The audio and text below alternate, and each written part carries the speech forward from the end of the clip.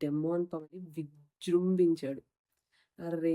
Demon నువ్వసలు విజృంభణ ఇదంతా ఎప్పుడో చూపించుండుంటే అసలు ఎవ్వరుండేవాళ్ళయ్యా నీ పక్కన నిలబడటానికి గూడా ఒక్కళ్ళకి గూడా ఈ సీన్ ఉండేది గాదు. అసలు ఏం గేమ్ అండి.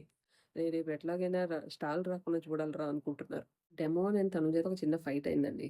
ఇప్పుడు ఎవరికో భయపడి నా నా ఒపీనియన్ నేను చెప్పకుండా ఉండను. ఫస్ట్ నోరు దొర్లిందనమాట. ఎవరంటే తనుజని. నీ నోరు పెద్దది.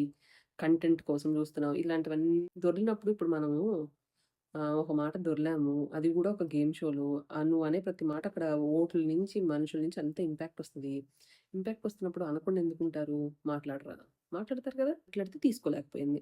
అంటే మొన్నటిదాకా కొంచెం నోరు మూసుకొని ఉండి ఇప్పుడు కౌంటర్ ఇస్తుంటే కూడా తీసుకోలేకపోతున్నట్లు అనిపించింది. నాకు అర్థం కాని విషయం ఏంటంటే ఈ కౌంటర్ డెమోన్ తన కోసం తను నిలబడేది ఎప్పటినుంచో నిలబడి ఉంటే ఈ పాటికి టాప్ రేస్‌లో, విన్నింగ్ రేస్‌లో ఎవ్వరికి అందనట్టు ఉండేవాడు. ఎక్కడో ఉండిపోయేవాడు. కానీ ఆ మనిషి ఇక్కడ సత్తా ఉన్న మనిషి అలా ఉండిపోవటం చాలా బాధేస్తుంది. డెమాన్ గూడా ఫస్ట్ టైమ్ వాళ్ళ ఫ్యామిలీ గురించి చెప్పి ఏడ్చాడు. డెమాన్ చిరుత వేగం. వాళ్ళలా 2 అడుగులు ఏసేలోపే ఆయనసల ఆ కన్నంలో నుంచి బయటకి కూడా వచ్చేస్తున్నాడు. అబ్బో!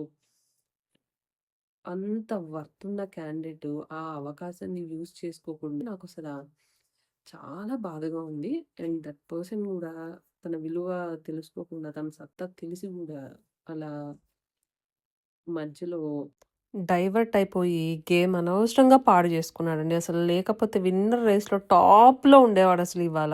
మంది ఓటింగ్ పోల్స్ పెడుతున్నారు. కొంతమందయితే ఇంకసలు ముగ్గురిని తీసేసి ఇద్దరినే పెడుతున్నారు. ఆ! అంటే అసలా గేమ్‌ని డిసైడ్ జేసేసారండి అందరూ ఇంకా. వాళ్ళిద్దరిలోనే వస్తారని చాలామంది.